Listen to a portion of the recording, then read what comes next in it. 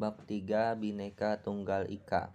Adapun peta konsep atau materi yang akan dibahas yaitu 1. Mengenal ragam identitas, 2. Mengidentifikasi identitas dari jati diri, 3. Menyadari dan mengenali identitas dan jati diri, 4. Menghargai dan membangun kolaborasi, 5. Belajar dari kekayaan tradisi. Identitas berasal dari kata identity yang artinya memiliki tanda, ciri, atau jati diri yang melekat pada suatu individu, kelompok, atau sesuatu yang membedakannya dengan yang lain. Arti lain dari identity adalah kondisi yang menggambarkan sesuatu yang sama di antara dua orang, dua kelompok, atau dua benda. Identitas memiliki aspek-aspek dan pembentukannya sendiri. Aspek-aspek itu antara lain sebagai berikut. 1. Konsep diri. Konsep diri adalah identitas seseorang sebagai individu, sebuah skema dasar yang terdiri dari sekumpulan keyakinan dan sikapnya terhadap dirinya sendiri. Yang kedua ada gender atau jenis kelamin. Sebagian aspek identitas berhubungan dengan faktor genetik dan juga jenis kelamin seseorang. Dalam hal ini, seseorang laki-laki dan perempuan akan memiliki pandangan yang berbeda tentang identitas sosial. 3. Hubungan intrapersonal. Hubungan interpersonal mencakup hubungan antar saudara, pasangan, orang tua, dan lain sebagainya. Yang keempat ada ideologi atau afiliasi politik, yaitu bagaimana seseorang memiliki kepercayaan atau keyakinan terhadap suatu ideologi. Yang kelima atribut khusus, yaitu atribut-atribut lain yang ada pada diri seseorang. Atribut ini bisa mengenai atribut fisik seseorang seperti tampan, pendek, tinggi, dan lain-lain, ataupun atribut mengenai preferensi seseorang terhadap sesuatu. Yang terakhir ada etnis atau agama, yaitu aspek-aspek yang berkaitan dengan etnis di mana seorang individu dilahirkan atau agama yang menjadi pedoman hidupnya. Contohnya seperti Islam, Katolik, Yahudi, dan lain sebagainya. Contoh jenis identitas. Terdapat banyak contoh jenis identitas. Beberapa di antaranya ialah 1. Identitas pribadi, yaitu karakteristik unik yang membedakannya dengan orang lain. Kemudian identitas agama atau identitas yang ditandai dengan adanya ritual yang dilakukan oleh pemeluk agama tersebut. Yang terakhir yaitu identitas nasional, ialah merujuk pada kebangsaan seseorang. Dari pembahasan contoh jenis identitas beralih ke pembahasan keterkaitan konsep dengan Pancasila. Kata identitas memiliki arti sebagai ciri-ciri atau jati diri dari seseorang, kelompok atau sesuatu yang dapat membuatnya berbeda dengan yang lain. Sedangkan identitas nasional sendiri yaitu sebagai ideologi negara, pandangan hidup bangsa, dan juga kepribadian bangsa sehingga mencapai kedudukan tertinggi dalam tatanan berbangsa dan bernegara, dan termasuk tatanan hukum yang berlaku di negara Indonesia. Kata nasional di sini lebih tertuju pada konsep kebangsaan dan juga merujuk pada kelompok yang terikat oleh kesamaan ras, agama, budaya, bahasa, dan lain-lain. Pancasila sebagai identitas nasional yaitu sebagai kepribadian bangsa yang dapat mendorong bangsa Indonesia agar tetap berjalan sesuai relnya, tetapi tidak melawan arus globalisasi, melainkan bangsa menjadi lebih cermat dan bijak dalam menjalani dan menghadapi tantangan dan juga peluang yang ada. Unit 2. Mengenali, menyadari, dan menghargai keragaman identitas. Kita bukan berbeda, tapi beragam. Keberagaman merupakan sebuah identitas bangsa yang harus dimiliki oleh setiap orang maupun organisasi. Adanya isu perpecahan atau konflik yang berhubungan dengan keberagaman merupakan rendahnya kesadaran masyarakat tentang menghargai berbagai perbedaan yang terdapat di sekitar kita. Hal itu diperlukan dorongan dan dukungan dari sesama individu tersebut untuk merangkul keberagaman. Merangkul keberagaman merupakan bagian dari Bhinneka Tunggal Ika, sebuah falsafah hidup bangsa Indonesia yang artinya berbeda-beda tetapi tetap satu. 1. Mengenali diri dengan nilai keberagaman. 2. Membangun toleransi nyata antar individu. 3. Mengajak komunikasi yang terbuka. 4. Menjadi pendengar yang baik. 5. Perlakuan yang adil dan saling mendukung. Indonesia diharap melahirkan manusia cinta tanah air, taat kepada nilai luhur Pancasila sebagai dasar negara Indonesia, menjunjung tinggi sikap toleransi terhadap sesama makhluk Tuhan dan alam semesta.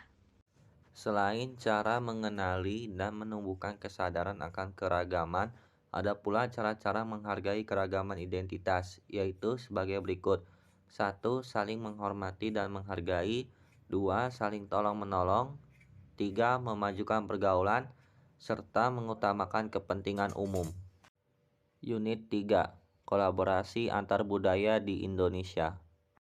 Budaya Indonesia. Indonesia merupakan negara kepulauan yang mencakup lebih dari 17.000 pulau yang dihuni oleh sekitar 255 juta penduduk. Sebuah angka yang membuat Indonesia menjadi negara di urutan keempat dalam hal negara dengan jumlah populasi yang terbesar di dunia.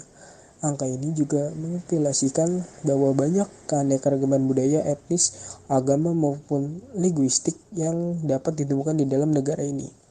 Budaya tersebut sangat bervariasi, dari ritual Hindu yang dipraktikkan sehari-hari di Pulau Bali sampai memperlakukan parsial hukum syariah di Aceh dan gaya hidup pemburu pengumpul orang Mentawai.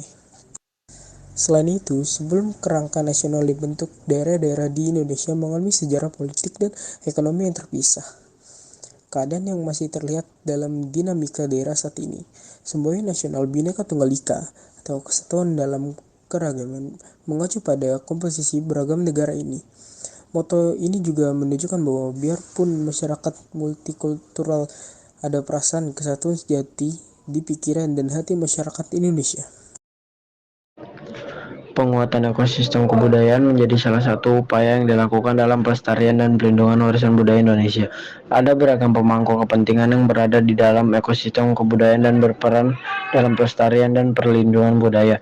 Sekretaris Ditjen Kebudayaan Fitra Arda mengatakan pemerintah terus berupaya melakukan penguatan ekosistem kebudayaan dan keterlibatan masyarakat melalui kolaborasi dengan pegiat-pegiat budaya dan berbagai komunitas.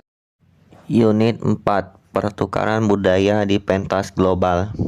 Penduduk asli Australia, aborigin dan penduduk kepulauan Selat Torres adalah pewaris salah satu tradisi kebudayaan tertua dunia yang masih langgeng. Mereka telah berdiam di Australia selama lebih dari 40.000 tahun dan mungkin hingga 60.000 tahun. Penduduk Australia lainnya adalah migran atau keturunan migran yang tiba di Australia dari sekitar 200 negara sejak Inggris mendirikan pemukiman Eropa yang pertama di Sydney Cove pada 1788. Pada 1945, penduduk Australia berjumlah sekitar 7 juta jiwa dan mayoritas Inggris Celtic. Sejak saat itu, lebih dari 6,5 juta migran, termasuk 675.000 pengungsi, pemukiman di Australia secara nyata memperluas profil sosial dan budayanya. Kini penduduk Australia mencapai lebih dari 21 jiwa. Lebih dari 43% penduduk Australia kelahiran luar negeri atau memiliki orang tua yang lahir di luar negeri. Penduduk asli Australia diperkirakan berjumlah 483.000 atau 2,3%. Banyak orang yang datang ke Australia sejak 1945 memiliki motivasi komitmen kepada keluarga atau keinginan untuk melepaskan diri dari kemiskinan. Perang atau penganiayaan. Gelombang pertama, migran atau pengungsi kebanyakan datang dari Eropa. Gelombang-gelombang berikutnya datang dari kawasan Asia sampai Pasifik, Timur Tengah, dan Afrika. Migran telah memperkaya hampir setiap aspek kehidupan Australia, dari bisnis hingga kesenian, dari masakan hingga komedi, dan dari ilmu pengetahuan hingga olahraga. Mereka pada gilirannya beradaptasi dengan masyarakat Australia yang toleran, informal, dan secara garis besar egalitarian. Nilai-nilai bersama. Kekhasan Australia masa kini tidak hanya kemajumukan budaya penduduknya, namun hingga tahap di mana mereka dipersatukan oleh komitmen yang mendasar dan menyatu terhadap Australia. Dalam kerangka hukum Australia, seluruh penduduk Australia berhak untuk mengungkapkan budaya dan kepercayaan dan untuk ambil bagian dengan bebas dalam kehidupan nasional Australia. Pada saat yang sama, setiap orang diharapkan untuk menjunjung prinsip-prinsip dan nilai-nilai bersama yang menyokong cara hidup Australia. Budaya Indonesia dalam pentas global. 1. Kelompok kesenian Bongfil yang berasal dari Kalimantan Barat diundang ke Madrid, Spanyol pada 21 sampai 28 Oktober 2003. Kelompok kesenian Bongfil ini tampil untuk mengikuti Festival Asia. 2. Grup seni tradisional Indonesia, Nanglang Danasi, tampil di Roma, Italia. Grup ini tampil dalam acara Festival Seni Internasional dan meraih 2 juara.